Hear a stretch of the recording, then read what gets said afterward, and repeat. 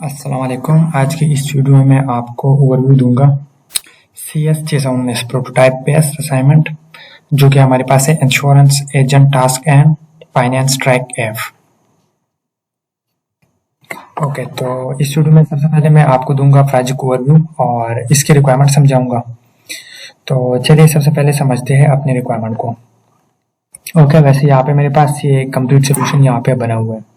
तो पहले मैं आपको इसकी रिक्वायरमेंट समझाता हूँ, फिर इधर मैं आपको यहाँ पे समझाऊंगा कि आपने कौन कौन सा स्टैक यूज करना है, क्या क्या यूज कर सकते हो, और फिर यहाँ पे मैं आपको इसका ओवरव्यू वगैरह ये सारी चीजें स्टेप बाय स्टेप समझाता हूँ। तो सबसे पहले हम समझेंगे अपनी रिक्वायरमेंट को। ठीक है, तो रिक्वायरमेंट हमारे पास क्या है, यूजर रजिस्ट्रेशन एंड ऑथेंटिकेशन। तो सबसे पहले आपने क्या बनाना है, यहाँ पे एक यूजर रजिस्ट्रेशन और मतलब आपने बनाना है user sign up login page. Okay, और जिसमें आपके बेसिक डिटेल होगी जैसे कि यूजर ईमेल, पासवर्ड और यूजर नेम वगैरह आप अपनी मर्जी से लगा सकते हो। ओके, और जैसे कि यहाँ पे है, एक हमारे पास है रजिस्ट्रेशन पेज, एक हमारे पास है लॉगिन पेज। ओके, और नेक्स्ट हमारे पास है क्लाइंट मैनेजमेंट। तो आफ्टर साइन अप उसके बाद आप लॉगिन, जब आप लॉगिन करते हो तो उसके बाद आपके पास एक क्लाइंट मैनेजमेंट डैशबोर्ड ओपन होना चाहिए। और इसमें फिर क्या होगा, इसमें आपने क्या करना है, जैसे कि यहाँ पे है after login agent should be display client management page. तो एक क्लाइंट मैनेजमेंट पेज डिस्प्ले होना चाहिए। वैसे मैं आपको यहाँ पे दिखाता हूँ। ठीक है, यहाँ पे ये जो पेज मेरे पास ओपन है ये है क्लाइंट मैनेजमेंट पेज। ओके, और इसके अलावा मेरे पास यहाँ पे ये लॉगिन साइन अप और ये इसका बैकएंड कोड, ये सारी चीजें यहाँ पे मेरे पास ऑलरेडी इम्प्लीमेंटेड है। ओके, तो नेक्स्ट मैं आपको समझाता हूँ, पहले आप रिक्वायरमेंट को समझो। अच्छा, नेक्स्ट तो जो क्लाइंट मैनेजमेंट है इसमें आपको क्या शो होना चाहिए। ठीक है, वैसे यहाँ पे है कि आपके क्लाइंट मैनेजमेंट पेज शो होना चाहिए और उसमें क्या होगा, after login agent should be display a client management page where he can add has client data into system. तो इसमें सिंपल उसने क्या करना है कि उसने डाटा ऐड करना है, तो जाहिर बात है जो डाटा वो ऐड करेगा तो वो उसके पास व्यू होना चाहिए। आफ्टर व्यू वो उसको डिलीट और एडिट वगैरह भी कर सके। ठीक है, तो व्यू, एडिट, डिलीट ये ऑप्शन भी होनी चाहिए जो कि ऑलरेडी मैंने यहाँ पे इम्प्लीमेंट किया हुआ है। अच्छा, नेक्स्ट यहाँ पे है डेटाबेस डेवलपमेंट। तो डेवलपमेंट के लिए आप कोई भी यूज कर सकते हो। ठीक है, कोई भी लैंग्वेज, कोई भी टूल वगैरह यूज कर सकते हो, जैसे कि आप एसक्यूएल लाइट यूज कर सकते हो, फायरबेस यूज कर सकते हो।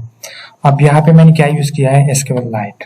ओके, और जैसे कि यहाँ पे टूल हमारे पास है जावा, कोटलिन, और इसका जो बैकएंड है, बैकएंड में आप कोई भी लैंग्वेज यूज कर सकते हो। या तो आप यूज कर सकते हो कोटलिन या आप यूज कर सकते हो जावा। तो इधर मैं हूँ जावा डेवलपर, तो एज ए जावा डेवलपर यहाँ पे मैंने यूज किया है जावा। ठीक है, बैकएंड के लिए। और डेटाबेस के लिए मैंने यूज किया यहाँ पे एसक्यूएल लाइट। ठीक है, वैसे आप चाहे तो यहाँ पे आप यूज कर सकते हो क्लाउड बेस जो कि हमारे पास होता है फायरबेस। ठीक है, तो अगर आपने फायरबेस अपने डेटाबेस के साथ कनेक्ट करना है तो किस तरह करते हैं उसकी वीडियो मैं आपको डिस्क्रिप्शन में प्रोवाइड कर दूंगा। ठीक है, तो ऑलरेडी मैंने वीडियो बनाई हुई है।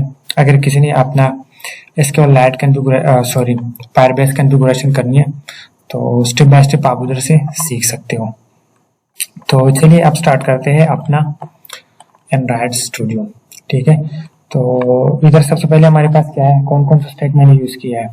तो जैसे कि अभी मैंने आपको रिसेंटली बताया कि यहाँ पे स्टैक मैंने यूज किया है बैकएंड के लिए जावा, डेटाबेस के लिए एसक्यूएल लाइट, और जो हमारा लेआउट है जहाँ से यूजर ने क्या करना है इंटरेक्शन, तो उसके लिए मैंने यहाँ पे यूज किया है एक्सएमएल। ठीक है, वैसे मैं आपको यहाँ पे दिखाता भी हूँ। तो ये हमारे पास है साइन अप। ठीक है, और इसके बाद यहाँ पे हमारे पास होगा लॉगिन। ओके, तो ये हमारा लॉगिन पेज हो गया। उसके अलावा जैसे आप अपनी एप्लीकेशन को रन करते हो तो इधर हमारे पास है एक्टिविटी मैन। तो बाय डिफॉल्ट आपका ये वाला पेज यूजर को डिस्प्ले होना है। तो ये हमारे पास है एक्टिविटी मैन। तो एक्टिविटी मैन में हमारे पास दो बटन हैं, एक है लॉगिन, एक है रजिस्टर। रजिस्टर के करने पे आपका रिडायरेक्ट होगा रजिस्टर पेज पे, और लॉगिन के क्लिक करने पे आपका रीडायरेक्ट होगा लॉगिन पेज पे। ओके, और इसके अलावा यहाँ पे ये जो हमारे पास है क्लाइंट मैनेजमेंट, तो क्लाइंट मैनेजमेंट में यहाँ पे क्या है हमारे पास एक फॉर्म। तो फॉर्म में यूजर ने डाटा एंटर करना है। डाटा एंटर करने के बाद जैसे यहाँ पे यूजर क्लिक करेगा ऐड क्लाइंट, तो इधर आपने जो भी डाटा एंटर किया होगा वो डाटा हमारे डेटाबेस में स्टोर हो जाएगा। और नेक्स्ट यहाँ पे ये जो हमारे पास है आइटम, तो असल में ये हमारे पास है लिस्ट। अब अगर आपने मल्टीपल डाटा यहाँ पे डिस्प्ले करना है तो उसके लिए हम क्या यूज करते हैं, लिस्ट। ठीक है, तो इधर अगर मैं आपको इसका एग्जाम्पल कोड दिखा दूं, ठीक है, तो यहाँ पे हमारे पास है लिस्ट आइटम क्लाइंट्स। ठीक है, अब इधर जो हमारे पास है क्लाइंट का नेम, फोन नंबर वगैरह, और जब आप क्लिक करते हो तो आपको बाकी डाटा भी डिस्प्ले हो जाता है। तो ये जो डाटा है ये लिस्ट, इस लिस्ट को हमने यहाँ पे इसके साथ इंक्लूड करना है। ठीक है, जैसे कि आपने PHP में पढ़ा होगा इंक्लूड या जावा वगैरह में। ठीक है, तो इधर हम क्या करते हैं, अपनी इस लिस्ट को यहाँ पे करते हैं इंक्लूड। सॉरी, इधर एक मिनट, जो हमारा था क्लाइंट मैनेजमेंट। ठीक है, तो इस क्लाइंट मैनेजमेंट पे हमने यहाँ पे क्या किया, अपने उस पेज को यहाँ पे लिस्ट को यहाँ पे इंक्लूड किया है। ओके, नेक्स्ट यहाँ पे हमारे पास एक और पेज है डायलॉग एडिट क्लाइंट। तो जब आप एडिट करते हो, ठीक है, उधर जब आप बटन पे क्लिक करते हो, अभी मैं आपको एप्लीकेशन रन करके दिखाता हूँ। तो उसके बाद यहाँ पे क्या होगा, अगर आपने एडिट करना है तो आपका रीडायरेक्ट हो जाएगा यहाँ पे dialog edit client dot XML, और उसमें फिर उसको सारे डिटेल वगैरह यहाँ पे फिल करके आप इसको जब करेंगे सेव एज, ठीक है, तो आपका ये जो डाटा है अपडेट हो जाएगा डेटाबेस में। ओके, तो ये हो गया हमारे पास एक्सएमएल पेजेस, और उसके अलावा यहाँ पे हमारे पास है इसका डेटाबेस। तो डेटाबेस के लिए यहाँ पे हमने यूज किया है SQLite। ओके, आप चाहे तो इसके साथ फायरबेस कनेक्ट कर सकते हो, और उसको कैसे कनेक्ट करना है अपने प्रोजेक्ट के साथ, उसकी वीडियो ऑलरेडी मैं आपको नीचे डिस्क्रिप्शन में प्रोवाइड कर दूंगा। ओके, तो ये हमारे पास हो गया डेटाबेस, और इधर हमारे पास दो टेबल्स है, एक है क्लाइंट, एक हमारे पास है यूजर। जब आप साइन अप करते हो हमारा डाटा स्टोर होता है यूजर के टेबल में, और साइन अप के बाद जब आप लॉग इन करते हो तो उधर आपका जो डाटा आपको मैनेज करना है, ठीक है, वो सारा डाटा आपका यहाँ पे क्लाइंट के टेबल में वो सारा डाटा सेव होता है, और इधर से फिर आप वो डाटा पेज कर सकते हो अपने जावा, और जावा के बाद आप इसको एक्सएमएल में सेट कर सकते हो। ओके, तो इधर एक हमारे पास है मॉडल क्लास, क्लाइंट का मॉडल क्लास, और ये हमारे पास है क्लाइंट मैनेजमेंट। तो आपका जो क्लाइंट मैनेजमेंट का डाटा है, ठीक है, जो क्लाइंट का डाटा आप मैनेज कर रहे हो वो डाटा हमने यहाँ पे मैनेज करना होता है। ठीक है, ये जो हमारे पास जावा का क्लास है, इधर हमारे पास है client management activity dot Java. तो इसका जो सारा बैकएंड कोड है हमारा यहाँ पे पड़ा है, और ये हो गया डेटाबेस। ये हमारे पास है लॉगिन, तो लॉगिन में हमारे पास होगा आपका जो लॉगिन का मैनेजमेंट कोड है, ठीक है, लॉगिन एक्टिविटी में होगा। उसके अलावा यहाँ पे मेन एक्टिविटी, और जैसे कि मैंने आपको रिसेंटली बताया, जब आप एक पेज से दूसरे पेज में रीडायरेक्ट होते हो, ठीक है, जैसे कि जब आपका बाय डिफॉल्ट ओपन होता है एक्टिविटी मैन डॉट एक्सएमएल, तो उसमें आपको दो बटन मिलते हैं, लॉगिन, एक है साइन अप। लॉगिन पे क्लिक करते हो तो आपका रीडायरेक्ट होता है लॉगिन पेज पे, साइन अप पे क्लिक करते हो आपका रीडायरेक्ट होगा साइन अप पेज पे। और नेक्स्ट इसी तरह हमारे पास है sign up activity dot Java. तो sign up activity dot Java में आपका जो कोड यहाँ पे डेटाबेस तक आता है, ठीक है, डेटाबेस हेल्पर तक। तो ये सारा लॉजिक यहाँ पे हमारे पास होगा sign up activity dot Java की क्लास में।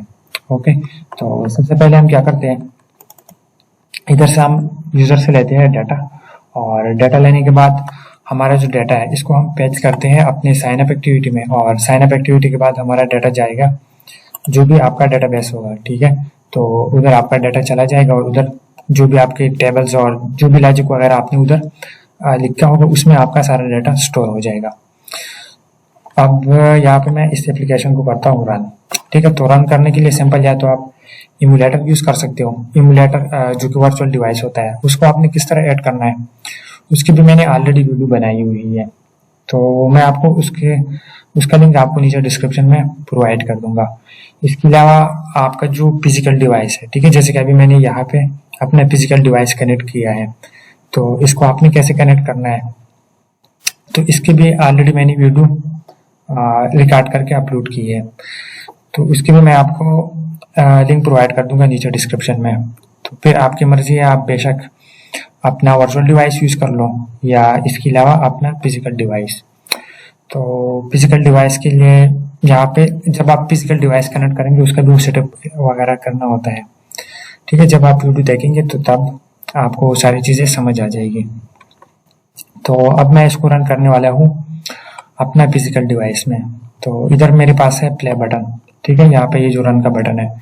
अब अगर इसको मैं रन करता हूँ, ये मेरे मोबाइल में इंस्टॉल भी हो जाएगा और साथ मेरे मोबाइल में ओपन हो जाएगा। तो चलिए देखते हैं। ये जब पहली बार आप करेंगे तो ये थोड़ा सा टाइम ले सकता है, आपने वेट करना है, और उसके बाद जब आप दोबारा रन करेंगे तो इतना टाइम नहीं लगेगा, ठीक है। अब यहाँ पे मुझे शो हो रहा है लॉन्चिंग ऑन डिवाइस। ओके, तो इधर मेरा जो एप्लीकेशन था वो मेरे मोबाइल में ओपन हो गया है।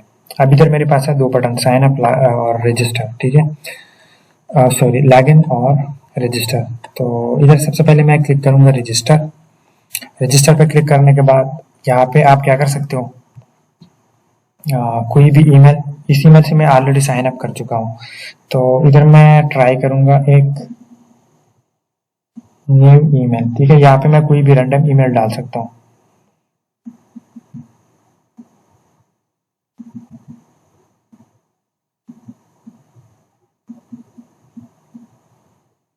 ओके, वैसे मैं इसको करता हूँ कॉपी, और इसका पासवर्ड मैं कोई भी डाल सकता हूँ। ओके, तो ये हो गया सेव, ठीक है, रजिस्टर हो गया मेरा ये। अब उसके बाद मैं क्या कर सकता हूँ, जिस ईमेल से मैंने किया है साइन अप, तो उसी से मैं यहाँ पे लॉग इन कर सकता हूँ, ठीक है।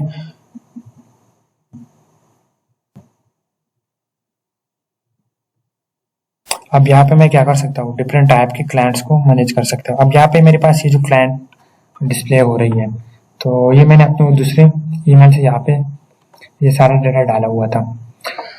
अच्छा, अब यहाँ पे आप क्या कर सकते हो, जैसे कि आपकी रिक्वायरमेंट है, तो इधर आपने क्या करना है, आपका जो क्लाइंट नेम है, कोई भी क्लाइंट हो सकता है, ठीक है। तो इधर आपने डालना है क्लाइंट नेम,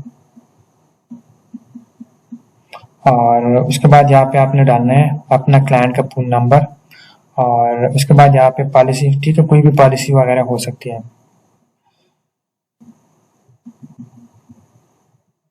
बस यहाँ पे मैं वैसे जस्ट रैंडम डाल रहा हूँ, और इधर आपका है स्टार्ट डेट।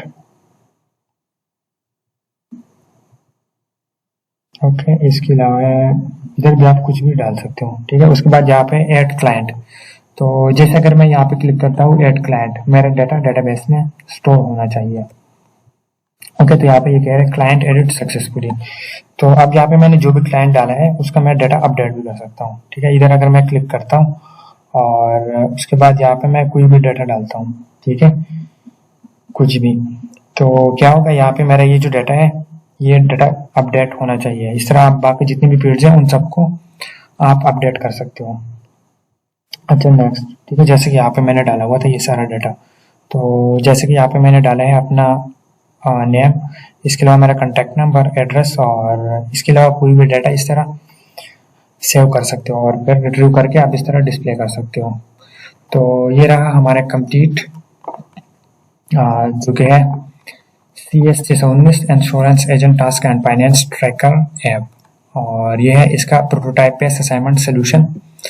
अब इसमें अगर आपको किसी किस्म का भी कोई भी डाउट हो या किसी को हेल्प की ज़रूरत हो तो वो मेरे साथ कांटेक्ट कर सकते हो, फिर मैं आपको इंशाल्लाह ज़रूर गाइड करूँगा।